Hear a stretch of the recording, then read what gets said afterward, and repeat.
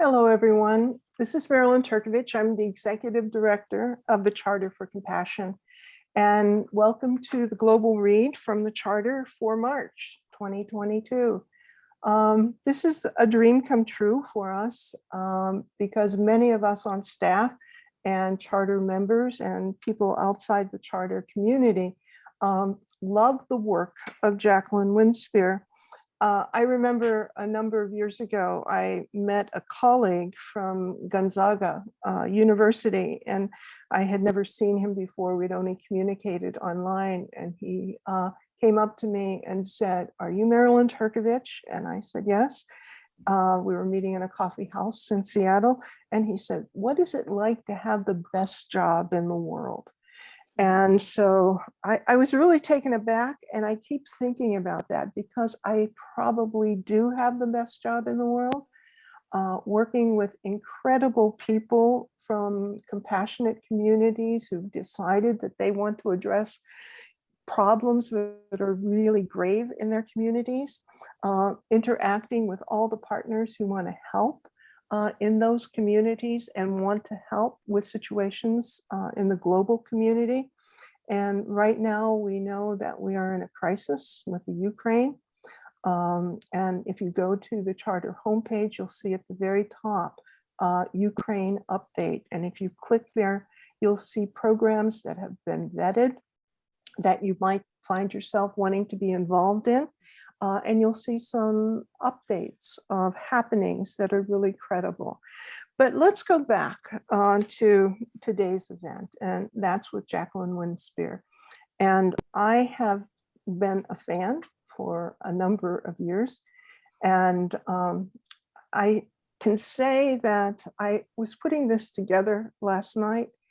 And as I was putting these up, I was so excited to see each one again. And then it was incredible for me because I remember a lot of every one of these books. And I dare say that that's somewhat unusual. And then I started to ask myself the question, which one did you like the best?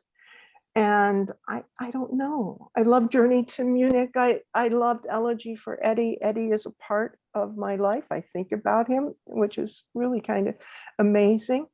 You know, I believe that these books are really an inspiration because to a certain extent, yes, historical fiction based on real happenings in the world, but the characters are very human. There's a lot of inspiration there. And that's why we asked Jacqueline if she would be a part of this global read.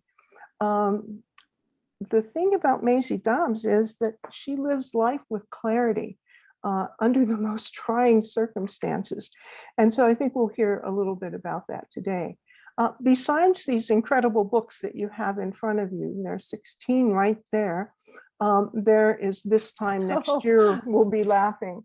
And I enjoyed this book. And, you know, again, it was almost like reading Maisie, but maybe we'll find out a little bit more about that. Here's the latest work, not yet released to the general public. March 22nd is the day. And I think that the little quote here that was chosen about the writing, what Winspear does, they should have called you Jacqueline, brilliantly and poignantly is to bring home the enormity of the war. And look at that, I made a mistake by making it personal, I'm sure is what they wanted to say. But we selected What Would Maisie Do? Because Maisie is an extraordinary individual, as I said. I think each one of the novels is a way of a stress reduction for each of us, and it probably shouldn't be, but there's something so real about the fact that one protagonist can really solve problems, be graceful, be compassionate with actions throughout. And that's what we're going to hear today. And the person who's going to guide us in this journey is Renee Longstreet.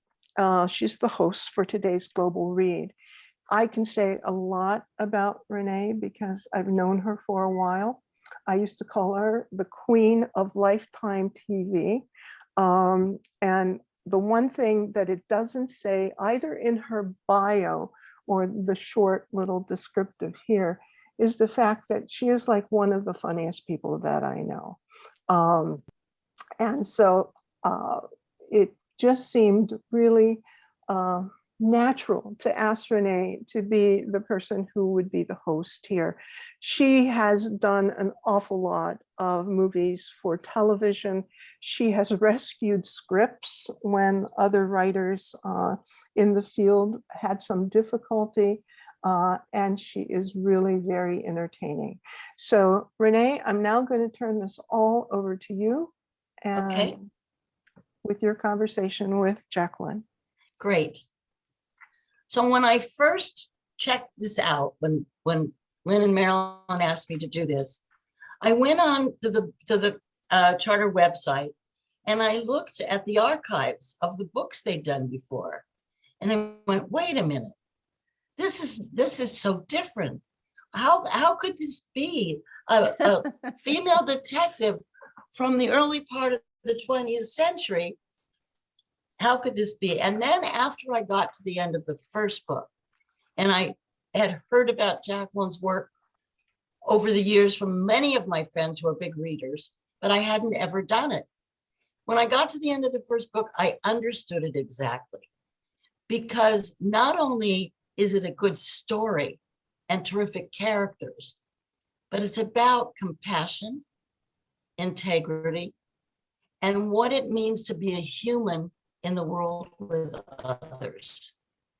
Particularly the early books, which are the ones I've read so far, wonderful descriptions of the ravages of war.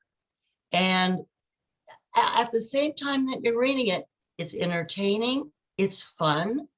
You don't always get the answers, you can't always figure it out. She does some twists and turns. So in introducing Jackie, I'll say because I read her memoir, which I heartily recommend, it's so wonderful and entertaining, and you will totally get and understand who Jacqueline Winspear is. She comes alive from that book. And I think because I read it last, and now I'll be going back into the mysteries, I'll have so much more to enjoy because I know from whom it comes. So she didn't start writing fiction like this till she was in her mid-40s. Her very first book, Maisie Dobbs, in 2003, was a giant success. It amassed readers who became lifelong friends of Jacqueline Winspear. The only reason What Would Maisie Do exist is because she's received so many communications from readers, everyday readers who found themselves starting a mystery and found themselves eventually learning a lot more about the human condition. And that's the bottom line.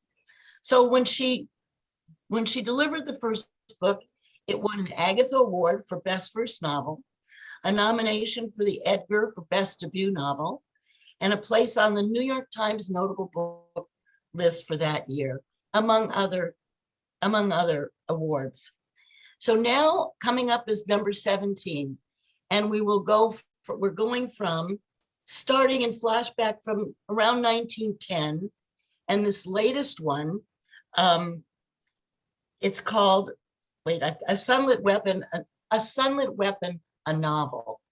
Takes you in the midst of World War II. And I get from some of the blurbs I've read that we're going to meet Eleanor Roosevelt in that book in some way. And I look forward to March 22nd. Also, one of the great just a bit of wonderful news for Jackie. And, in the world of film and television, it's a long time in development, but her Maisie Dobbs novels have been optioned for a television series by a very important production company. Anyway, the first thing I wanted to ask Jackie is, in your memoir, you describe a particular train trip when you were going home from London after your eye medical stuff and your journey to writing. And that first part of the journey was that train trip when you looked in the window of a woman as the train went by. Could you start with that story, that truth about yourself, and tell us how that took you to 2003 with Maisie Dobbs? That's a very good question. First of all, I'd like to thank everybody at the Charter for Compassion for inviting me, to do this event. It was, as you said, a bit of a surprise, but how gracious has been the interaction, leading us to this day.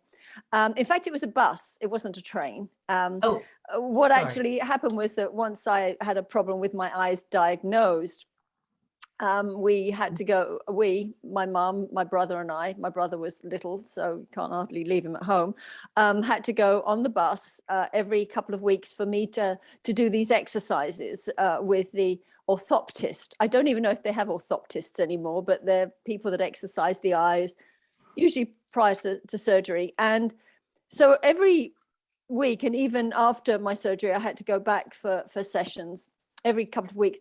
We'd go on the bus, and it was very difficult for me because I also suffered horribly from motion sickness. And my mum used to, and I couldn't take medication, even the children's medication, because I had to be really awake to do these exercises.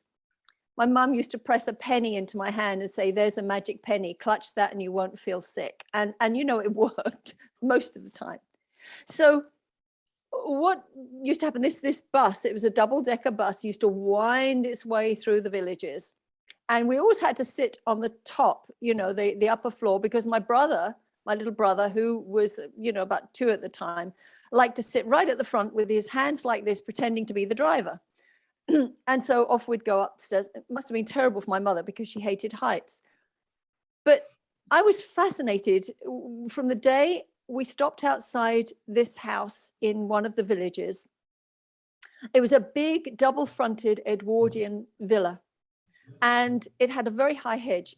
Unless you were on the top floor of the bus, you would not have seen it. You would not have seen into the house, but I could see right into this house, see right into one of the bay windows. And, it was, oh my goodness. I was looking down there, and it was straight into someone's study, a library. I could see it all. There were sort of 3 sides of books, and there was a fire as well in the middle of one of these bookcases, a fireplace. And there was a desk in the window. There was a typewriter on the window, on the desk. And it looked as though someone had just left the room. Sometimes there was a cup of tea, because I always, after that first viewing, I had to stay awake, because I was always very tired after that, stay awake to see this room. And one day I called my mother over because she was keeping an eye on my brother. And I said, "Mum, look at this room." I mean, I didn't know a normal person could have that many books. And then there was this typewriter, and there were papers and books, and the desk was sometimes overflowing. I said, "Look at this room. Who do you think lives there?" And she looked at it and she said, "Well, typewriter, books. She said, I would imagine a writer lives there." And I said, "That's it. I'm going to be a writer when I grow up." And it was purely because I wanted the room. But what happened was I started to collect all these bits and pieces. I was 6 years old, and 5 or 6 years old. And, first of all, Mr. Cook at the end of the road gave me this sort of ledger type desk that his daughter had well outgrown. And it was a very old wooden desk, excuse me. And then Mrs. Croft gave me an angle poise lamp, which was so old, it nearly electrocuted me. But I would go in and I'd start to write in my notebook. And sometimes I'd do exactly whatever the writer did. I'd leave, my little cardigan over the back of the chair. I'd take a cup of tea up with me, do all these things, because I was going to be a writer when I grew up. And when did you act upon those instincts? Oh, a lot later. I mean, it was when I was about 36 and I had come to America, and one thing led to another. And I thought, you know what, if I don't do this, when am I going to do it? I mean, now is the time. And what I really loved was actually nonfiction. I loved the idea of interviewing people. I loved the personal essay. I loved the touching the universal through the personal. And so it sort of started when I took a class at UCLA, the University of California in Los Angeles, the extension program there. And it was just a journalism course, and so with that under my belt, I then saw an advertisement in what was then called the International Manchester Guardian, which was the international version of British Guardian newspaper. And it was a company in London. They wanted a US correspondent for their journals, their educational journals. It's covering international education. So I wrote to them because there was no email, and said, this is who I am. I'm a writer. I am a writer, which I wasn't really at that point. And I have a background in education because I originally trained to be a teacher. And I said, can I write for you? And they said, are you going to be in England anytime soon? I said, well, funnily enough, I am. One thing led to another, and I ended up writing for them for the next, until I'd published at least 3 or 4 Maisie Dobbs books. And not only that, once I'd got the clips, the all important clips, that was it. I was away. I was writing articles, essays, and I was very much focusing on the personal essay and memoir. That key, touching the universal through the personal. I thought it was, I love that. But then one day Maisie Dobbs turned up and would not be ignored. Yes. One of the things I want to explore with you is intent, because you've created much more than a young detective. On her business card, it says investigator psychologist. Yes. But she's also a spiritual mentor, a historian, an ethics counselor, a behavioral scientist, a compassionate friend, and always a role model. And because of those elements of the character of Maisie Dobbs, readers have responded in such a way that has become it's like you're an open door for them. They found you accessible. They found you generous in relating your personal insights and beliefs, and they joined you. And that's the origin of What Would Maisie Do, which I find there would have been no What Would Maisie Do had that fan base not responded in the way that they did. And you are writing about, when you write a book, when you write the Maisie Dobbs books, you're writing much more about, you're doing a terrific story, and they are good stories. Thank you. Terrific characters, interesting, it's suspenseful, all the good things that you have in a mystery. But there's a lot more in the Maisie Dobbs books. And I've asked Jackie to read a little piece from her third Maisie Dobbs book, Messenger of Truth, which tells the story of Maisie is solving an investigation about an artist who died. Was it accidental or was it foul play? And she takes Billy, her assistant, who is smart, funny, not the world's most sophisticated person. And he's really offended that so much money and time is spent in the art world when they're in the middle of a depression and nobody has any money. And Maisie tries to explain to him the value of art. And I've asked Jackie to read this short passage. Okay, this is from Messenger of Truth. There's a connection between art and the big questions that the artist is seeking to answer, either directly or indirectly with his work. Maisie met Billy's eyes as she uttered the word work. He was listening and even making a note. It may be a passion for a landscape that he can bring to life for a broader audience, people who will never have the opportunity to visit such a place. it might be a depiction of another time, a comment on our world, perhaps. Let's say life before steam engine or the spinning jenny. And I think that this may be where Bassington Hope felt he could communicate a message. It might be some inner or external terror, an experience that the artist struggles to tell us about by depicting the memory, the image in his mind's eye. The artist takes it upon himself or herself to ask questions and perhaps sit in judgment. So, as in literature, the work may be taken at face value for an audience to appreciate as a form of entertainment, or it can be seen in the context of the artist's life, and indeed from the perspective of the individual observer. I reckon these here artistic types are probably a bit soft, said Billy. Sensitive is a better word, said Maisie. Thank you. You did that, of course, beautifully.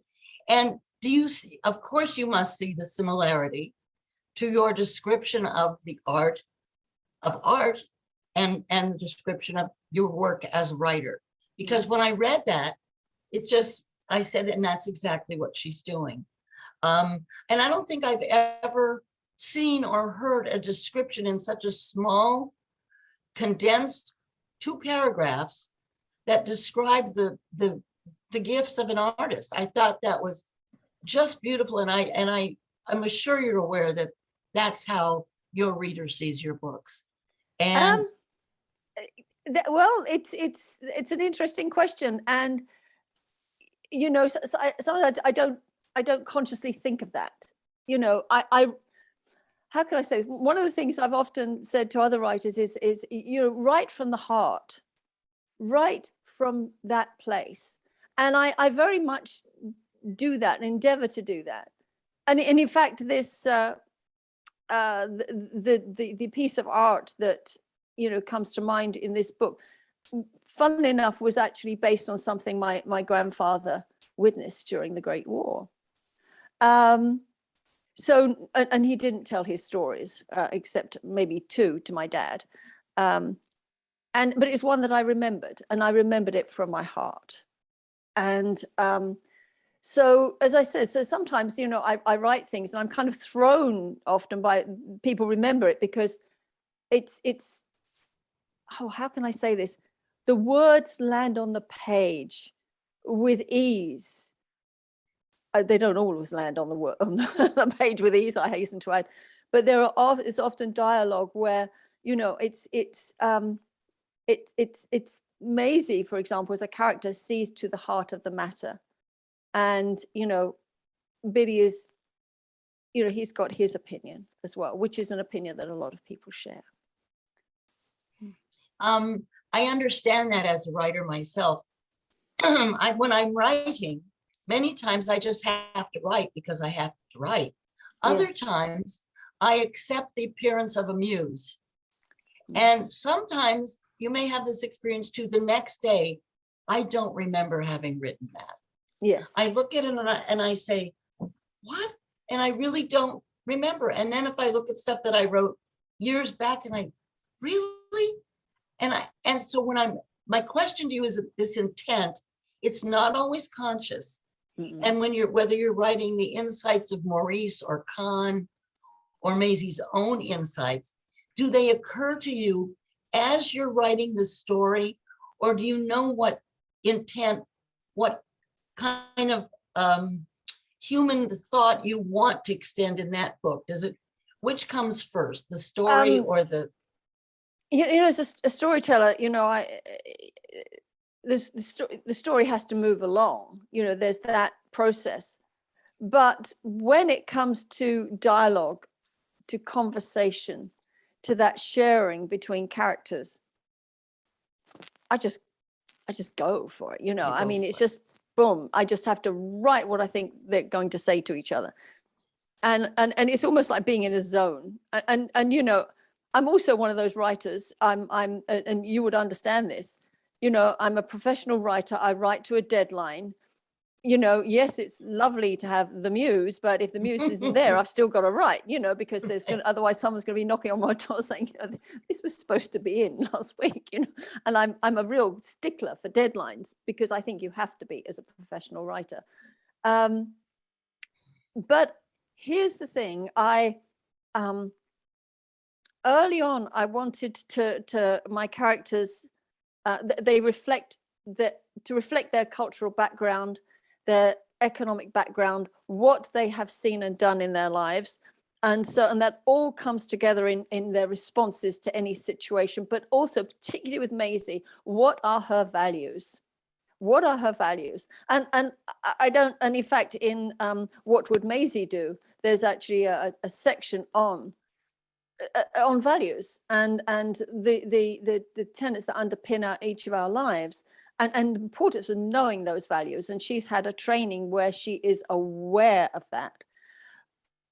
But also, you know, there's her internal dialogue when her actions and thoughts don't match her values. And that happens to all of us. You know, we might think an evil thought about that driver that just cut us up in the traffic, you know, and then you think, well, you really shouldn't think about them. He could be in a hurry, you know.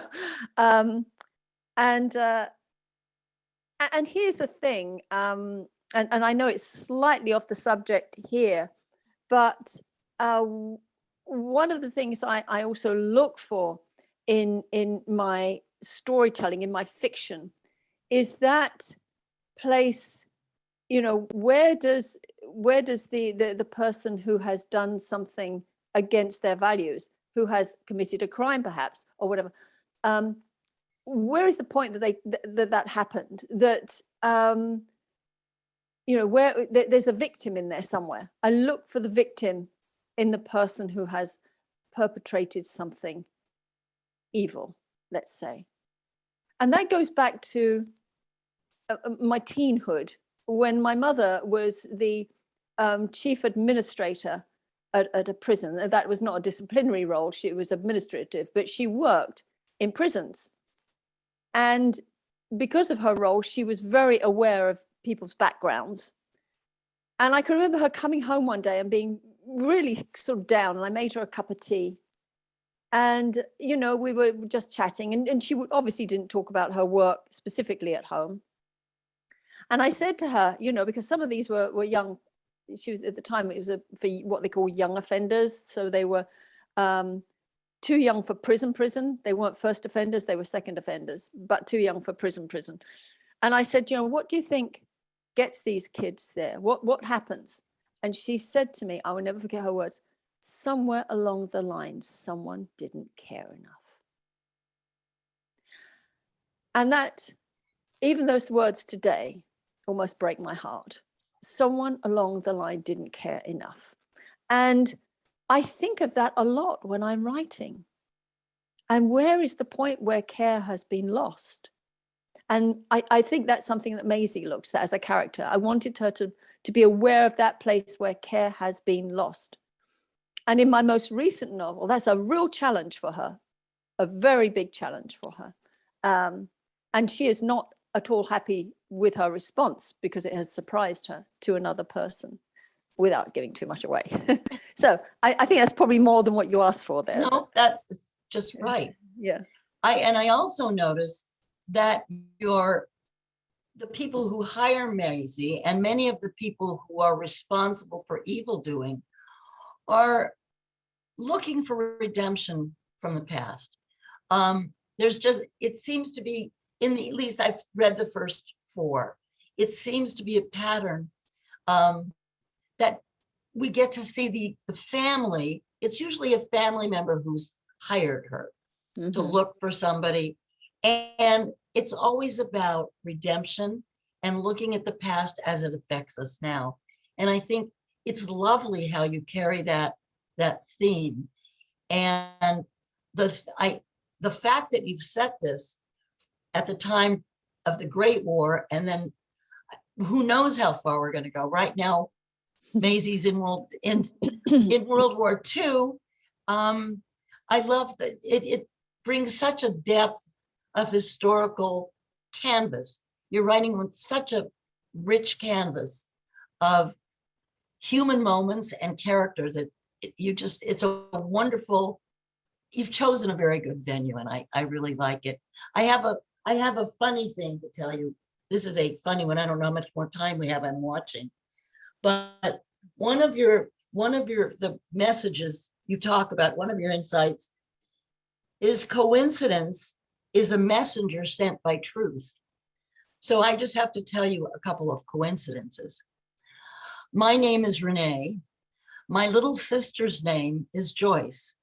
She was always called Joycey. Your mom is Joycey, and her sister was Renee.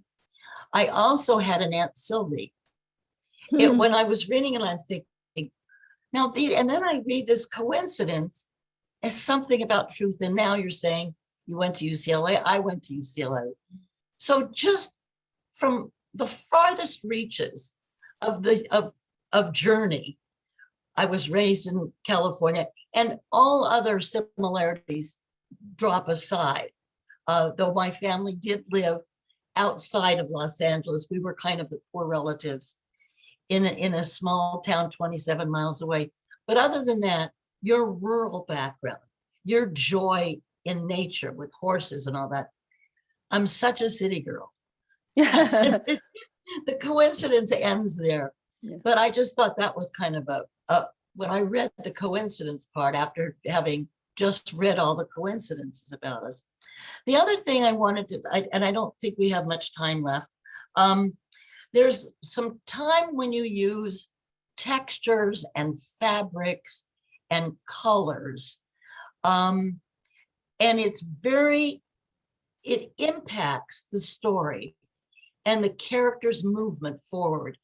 It's combining writing and painting. And I was intrigued by that. Do you have any comments about your feelings about the color fabric? Can you talk a little bit about that part of how immersing ourselves into something other than our daily problems with textures and colors works? Well, the scene that you're referring to is from the first book, and Maisie has been with someone who has suffered a loss, and she's had to delve into that a bit. And one of the things that Morris always taught her was that it's almost like we're digging the knot out of the wood, but we have to fill it again. Otherwise, it's a hole, and a hole is something is missing.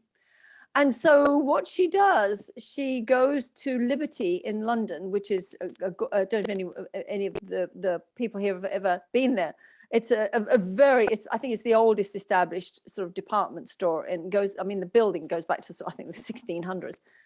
But they have a wonderful fabric department, and they've just got in a shipment of Indian fabrics, which were very, very popular then, by the way, and suddenly there's all these bolts of color, and by that, the fabric came in these big rolls called bolts, and opening up the color, and suddenly she's immersed this woman, and she could see that there was a joy in the texture and the feel of silk and the colors.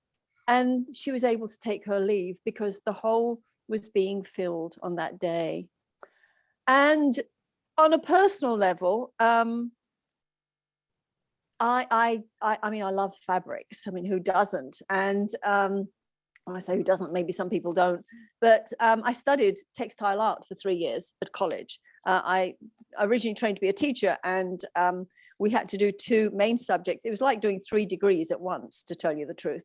And one of them was English, and the other one was art. And I did textile art. So I was working on big looms, for example, the big ones, where you create what they called a cartoon to go underneath, which is the pattern you follow. So I got used to working with my hands in fabric and in wool, and often working with lots of different threads. That's how you build a story. You're working with lots of different threads. And we also did screen printing and using different media to do that. So you go out and collect leaves, you collect acorns and things like that to get the pictures. And so it turns up time and again probably because of this love I have for fabric. And later on, earlier than that, sorry, you know, with a brilliant teacher at school who knew that I didn't think I wanted to do, it's so funny, needlework as an option, just opened up the world of making my own clothes. And so I used to love making my own clothes. And of course, I don't have time for that anymore. So it's not surprising that it creeps in. And but going back a stage, if I have time, one thing that I guess I wanted to share, because you've alluded to this, and the breadth of the series across time, is that when I first wrote Maisie Dobbs, I didn't know I had a series, and I didn't know I had really had a series. But at the time, you know, I was keeping in a file marked fragments all the things that I was taking out that I didn't like. But anyway, what happened was that when Maisie Dobbs went into production, my editor called me and said, well, let's talk about the next book in the series. And I thought, oh my goodness me.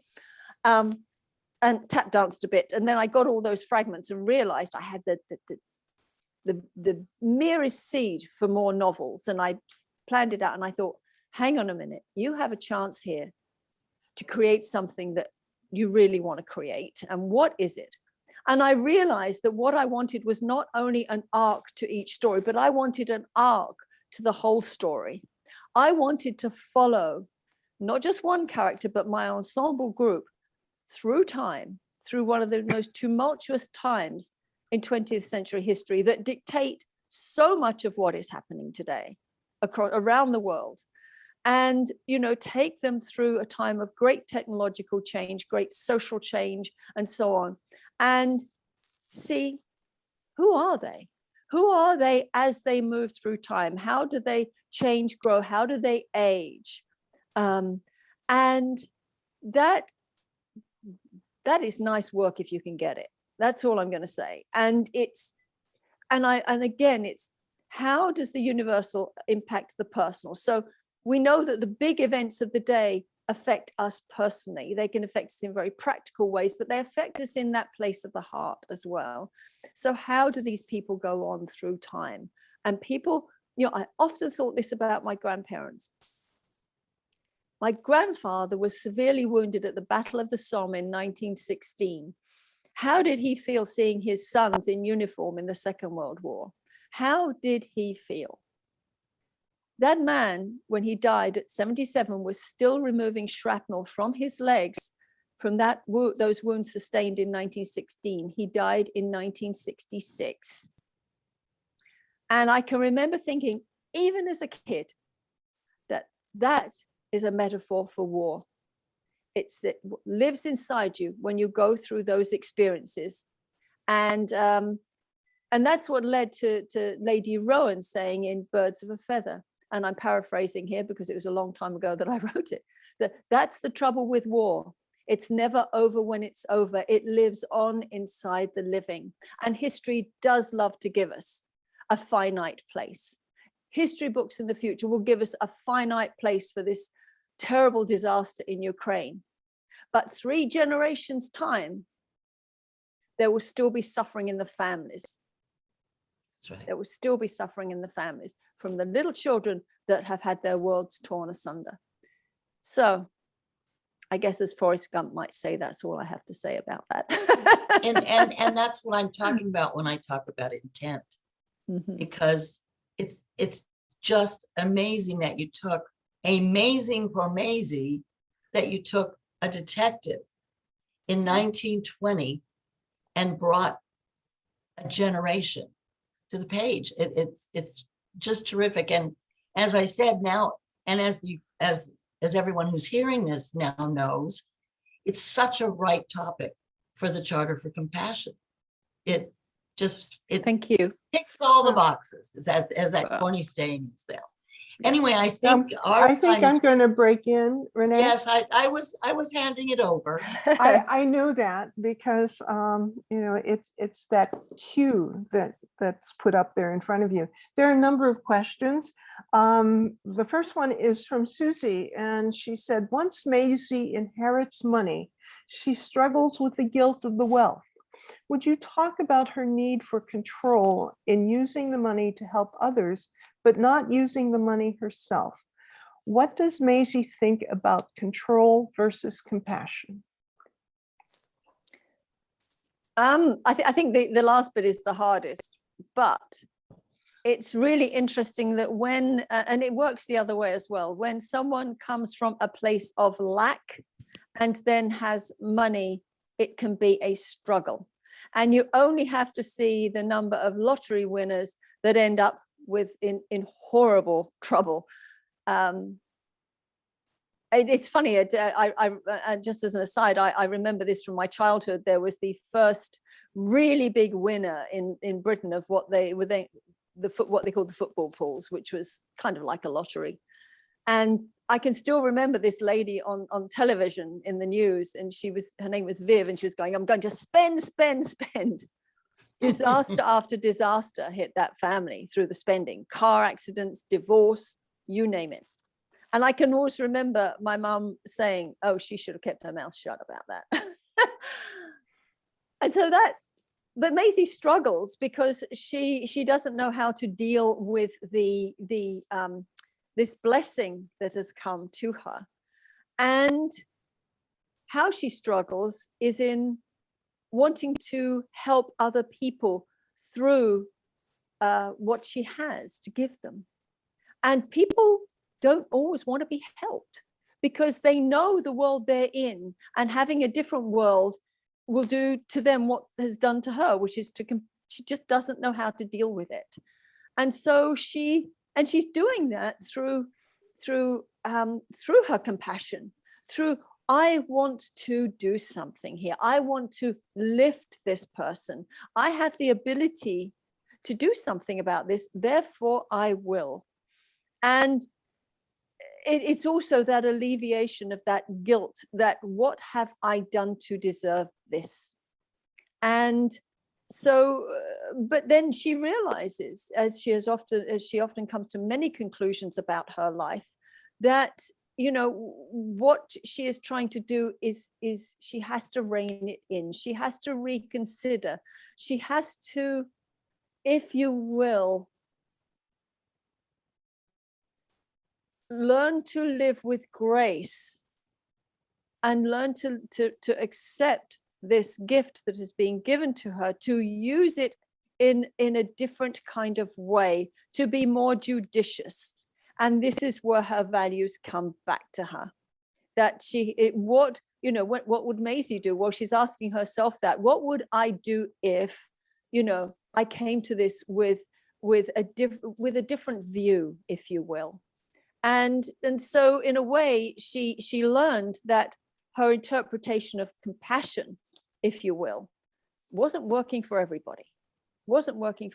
Not everybody. Some people are intimidated by the largesse of others, particularly when it changes the relationship.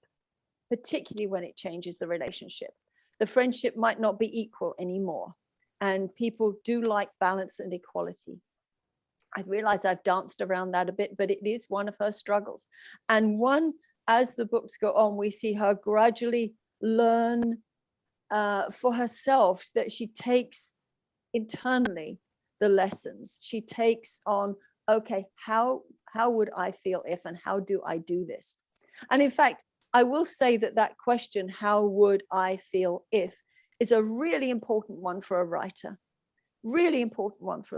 And if I may just sort of segue into something else, that came home to me more than anything when I was traveling the former battlefields of the Somme and Ypres, and I visited a casualty clearing station cemetery. And some of these cemeteries are incredibly small. They're no bigger than, say, my living room. And it was a very, very windy, dark, slanted rain day.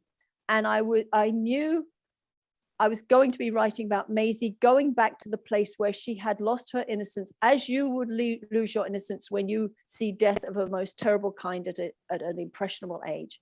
And I stood there looking at these markers, some of whom were of nurses and doctors who died when a shell hit the casualty clearing station. And I asked that question, how would I feel if, and I knew in an instant that I would fall to my knees. I would fall to my knees because my legs wouldn't hold me up anymore. And that was the scene I had to write. So again, when it comes to Maisie's inheritance, it's how would I feel if, and she has to really understand she can't just give it away. It's not going to work. Yeah, thank you. From GUARD, Jacqueline, thank you. What would you say to the audience about how to care enough? It seems that this is a great deficiency in our world, especially during this time of the Ukraine conflict. We seem to be seeing a regression to the times of World War II. How do we amplify caring in such a confused world? That's a really good question. And just as an aside, I was reading Tom Friedman's column in the New York Times this morning. And one of the things he was talking about was what was some of the positive things that were coming out of this. And it was interesting that what he mentioned was that ordinary people were booking Airbnbs in Ukraine and just doing it, not expecting ever to go to Ukraine, but booking it so that the would-be host got the money. And apparently over $17 million has found its way to the ordinary people of Ukraine, which is more than a lot of the big organizations have managed to get in there at the moment. So, but to focus very directly on this question, there's a limitation to what we as ordinary human beings can do about the big events. And I think we all directly go to, the nonprofits that are sending aid, to the nonprofits that are receiving refugees. And we try to donate. We try to use our voices if we feel that we have the eloquence to do that. But I absolutely believe in the energy of care. I absolutely believe it. And so we come to that point. It's no good us thinking about how terrible the world is out there if we then go to the market and get really upset because the lady in front of us is taking an awful long time getting her groceries through. We have to, how do we care? And I thought of this the other day when I was automatically helped an elderly gentleman and who was having some difficulties. And I thought perhaps I could be doing more of this. Is there more I could be doing in the community so that, oh God, it's so hard to explain. The energy in here, in my heart, comes out. And that's what we have to think of. How does that energy, that compassion come out? And I know it's a very physical feeling because I felt it when I was 3 years old, 2 or 3 years old, when I witnessed my grandfather having what we might today refer to as a meltdown. And it was completely due to shell shock sustained during the war. And I have a distinct feeling of this. It was like an energy shooting out of here straight to him, because I wasn't upset by what he had done. I was upset because of what he was enduring. And so what does that mean for all of us? I mean, that's a really big question for an ordinary person like me. I mean, I think that would be a really big question for a person who expresses their spiritual nature all the time, a person of whoever their God might be. But I think it is how do we care every day? How do we show our compassion and demonstrate it every single day? And sometimes that means going against the grain a bit, not getting upset when, that driver has just careened in front of us, because he's gone, but we're still upset about it. How do we negate that? How do we care enough every single day? And I think that's the only thought that I, as an ordinary individual, can have at this present time. That's great. Thank you. From Jane, amplifying care for me looks like expanding our heart through holding our loved ones, neighbors, and communities of concern in prayer. So I think this is her reflection. I think you just demonstrated that for us. And from Janet, this is a question. What book did you just quote from about long effects of war generations later? I missed the name. I didn't actually say the name here. It's a book called War Child, and it's by Martin Parsons, Dr. Martin Parsons, who was the I think he's retired now, but he was the founder and director of the Institute for the Study of the War Child at the University of Reading in Britain. I don't know if that department still exists, but you can definitely get his book. And I read it. He had a key interest in the experiences of evacuees in World War II. Right at the outset of war in 1939, about 1.5 million children went from their homes to live with people they didn't know, so they could get the kids out of the cities. And he was interested in the aftermath of that. And he's also studied child soldiers in Africa, and also the child victims of war in other countries. And one of the things that really, really resonated with me was the fact that he said particularly in childhood, but any experience of war takes 3 generations to move through the family system. And I can remember when I read that thinking, my goodness, I mean, do we stand a chance? Because by the time it's got through the family system, you bet another war started. Mm-hmm. But it's those direct experiences of war. And there's another, and one of the people there's someone who said about his book that he was one of the first people to bring the narrative about war right down to the ordinary people. And I go back to Lady Rowan, it's never over when it's over. It lives on inside the living. That was one of the books that I read to really try and get into my mother's experience, because I know very intimately that her experience of war as a child evacuee, and then also as a child being in London during the terrible bombings that went on for years, that really impacted her, and it impacted her until her dying day. And if I can just backtrack to the previous question. Sure. One of the things that Maisie does, and you can call it prayer by any other name, it's almost that loving kindness meditation is, may they know. And I think when we hold people particularly people in Ukraine in our hearts, is may they know peace. May they know peace every single day. And that goes for people of Syria and anywhere else in the world where there is conflict, disharmony. And even if dare I say it is the person in front of you in the line who's getting really upset about the other person in the line at the supermarket who's taking their time, may they know peace, may they know patience, may they know compassion. So. Thank you so much. We're getting towards the end of time, and I put in the chat box the name of the book again by Martin Parsons. It's by Tempest Press, published first copy 2008, and I want to let you know it's on our radar. We're trying to contact him because we see, I have the book, I'm holding it, Children Caught in Conflict. It reads remarkably, so it's a book of our time that we can learn from.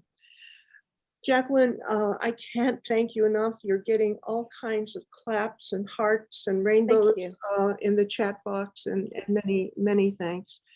I want to move ahead a little bit to let you know what we're about in the near future. And so our next global read in April is Mother. Wow. In honor of Earth Day. This is what I think we call a tabletop book. It is extraordinary. It's by the Dutch photographer Marcel van Osten. Mm-hmm. And the host for that is going to be Dr. John Kolfken, who also has a remarkable book that's out And so it'll be very, I think, an interesting exchange. On Monday, we started our 22 Days of Compassion campaign. And this is a social media campaign. So if you go to the Charter's Facebook, you'll find that it's here that you'll get information about our partners, and also link back to the Charter website for compassionate actions that you can do that come out of the writings of, again, our Charter partners. All of this will lead up to April 5th for celebrating the Golden Rule Day.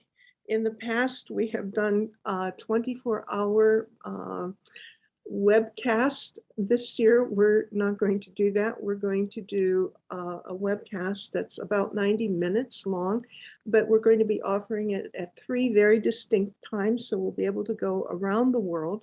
But the one thing that we'll be doing also is that we'll have a series of panel discussions on the Facebook page of the Charter, and I'm guessing on Twitter and a few other social media places. One of the things that the Charter does is that we have an education institute, and our course that's coming up is about writing poetry for inspiration and well-being. And that was going to also begin in April, fostering compassionate city culture, that begins on April 25th. We have been talking, obviously, with Maisie Dobbs. You cannot avoid trauma. We have, in collaboration with the Pocket Project and Thomas Hubble, who is the foremost authority on collective, collaborative trauma. And so we have a course that starts, it's rather intensive. It starts the end of April and goes to mid-September. And you'll be able to get all of the information that you might need for any of our programs right on our website. If you go to the homepage, you'll find we have a calendar. And on that calendar are each one of, you can click on it and get much more detail about these Charter events. And again, thank you so much to Renee and of course to Jacqueline Winspear. This has been a treat, especially for me, because I guess I could say that I am obsessed with Maisie Dobbs and have been through all of these years. And I'm so excited about the new book because, you know, one of the things that I think, Jacqueline, you talked about is that we live in the most trying of times. And the fact is that we know that compassion is an answer. It's a hopeful answer, and that those small actions that we do within our communities really do catapult and go across the world. And so we thank you for all of the time that you have given to creating a character who continues to grow in wisdom and in compassionate action. Thank you. Thank you very much. Thank you, everybody. Goodbye. It's an honor. Thank you. Bye-bye.